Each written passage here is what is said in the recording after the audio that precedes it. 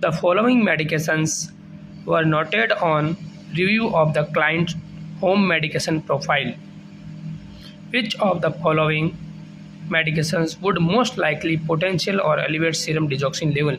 इनमें से ऐसी कौन सी मेडिसिन है जो कि आपकी डिजॉक्सिन के लेवल को बढ़ाती हैं?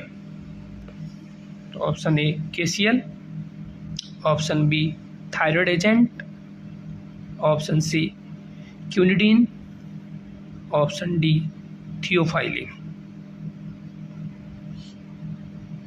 तो सबसे पहले हम बात कर लेते हैं कि यहाँ पूछा गया है डिजॉक्सिन के बारे में पूछा गया है, तो हम तो नॉर्मल सा डिजॉक्सिन के बारे में बता लेते हैं कि डिजॉक्सिन जो होती है वो एक कार्डियोग्लाइकोसाइड्स होती है या कार्डियक स्टिमुलेंट होती है, जो कि हार्ट को क्या करती है, स्टिमुलेट करती है। ठीक है, जैसे ये ड्रग ऑफ चॉइस मानी जाती है हार्ट फेलियर के अंदर। जब हार्ट प्रॉपर रूप से फंक्शन नहीं कर पाता है, प्रॉपर रूप से कॉन्ट्रैक्शन नहीं कर पाता है, तो उस कंडीशन में हम डिजॉक्सिन देते हैं, क्योंकि इसका जो इफेक्ट होता है वो पॉजिटिव आइनोट्रोपिक इफेक्ट होता है। आइनोट्रोप का मतलब होता है कि फोर्सफुल कॉन्ट्रैक्शंस बढ़ाती है। इसमें एक वर्ड और भी आया है ट्रोमोट्रॉफिक।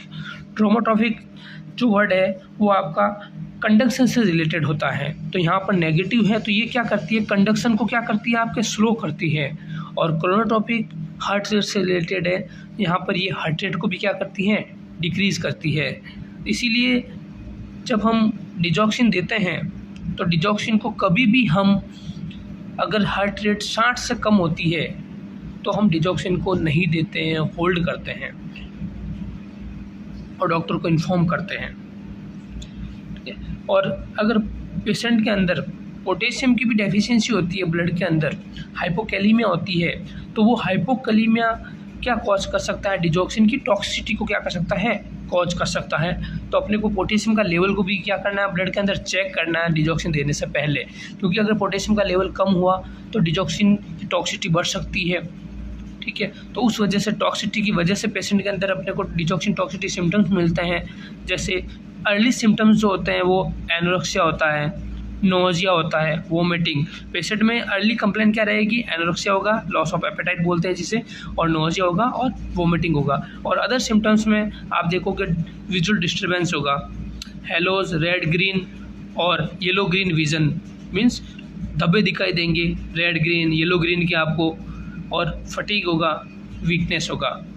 तो और हमें डिजॉक्सिन के सीरम लेवल को भी अपने को क्या करना होता है, मेंटेन करके रखना होता है। वो लेवल आपका नॉर्मल जो होता है वो होता है 0.5 से 2 mg/ml। अगर 2 mg/ml से अगर इसका लेवल बढ़ जाता है तो ये क्या कॉज करती है, डिजॉक्सिन टॉक्सिसिटी कॉज करती है।